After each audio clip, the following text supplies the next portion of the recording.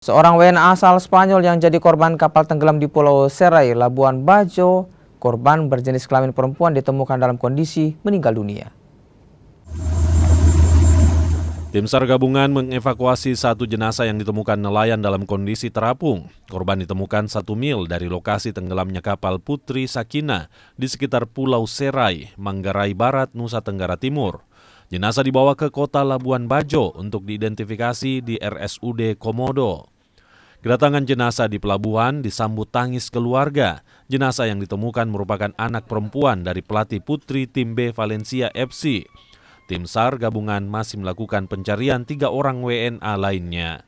Begitu melaksanakan pencarian, tim terima informasi pada pukul 06.05 bahwa satu body bag, satu korban jenazah ditemukan kurang lebih 1 nautical mile dari lokasi titik duga kapal itu mengalami karam atau tenggelam.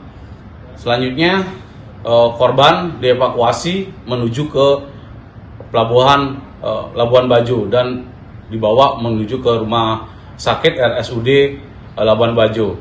Dari penemuan satu korban dengan jenis kelamin perempuan, dan ini masih kita identifikasi apakah betul salah satu dari korban yang mengalami eksiden kapal yang tenggelam. Sebelumnya, kapal wisata KM Putri Sakina yang membawa 11 orang penumpang tenggelam di perairan Pulau Komodo dan Pulau Padar 26 Desember lalu.